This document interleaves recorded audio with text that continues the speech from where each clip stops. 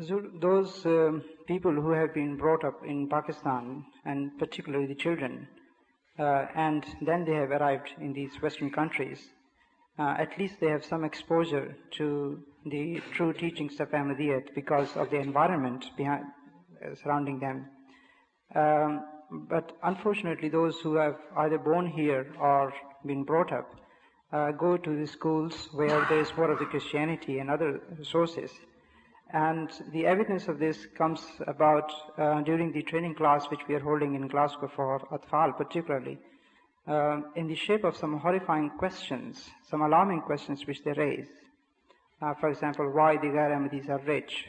Why? The Ghair Ahmadis, the non-Ahmadis are rich and building beautiful mosques. Why Ahmadis are not rich, and so on. Why do you call such questions horrible questions? Huzur, in the sense that maybe any inquiry which springs from an innocent mind is not horrible at all. Huzur, it's only horrifying to us, maybe, not to them. They are innocent questions to them. You are horrified?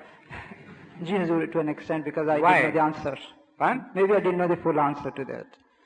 Many more questions, Huzur, Well, like this. answers are not difficult to give, but the question is, why did you have such reaction? This is what is worrying me. Huzur, You know, maybe I have questions used... should always be entertained normally, neutrally.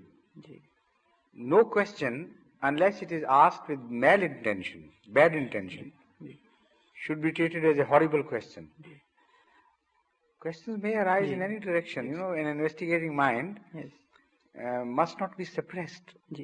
And the children's minds particularly should be encouraged to spell out whatever they feel.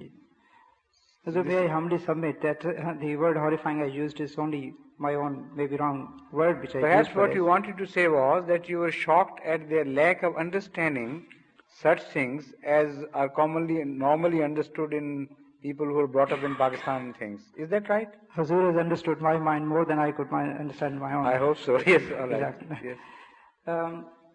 And when we try to explain to them, of course, it seems that maybe it's a background, it's the attitudinal change. So my request is, how do we bring about this attitudinal change rather than giving a direct answer? What is that? Well, every family is responsible for the training. Look here, you look at this young Sonori. Come here.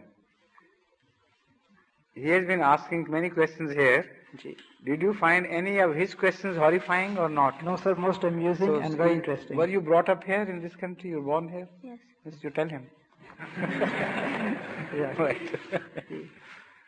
It depends on the family. If you discharge your responsibilities well towards your own children, no such problems would occur. But most unfortunately, it is the parents who should be worried about, not the children in the first instance. If they are not very serious about their religion or their culture, their values, these things would happen. And these classes are held to complement their efforts. Sometimes they can put in some efforts, but not all.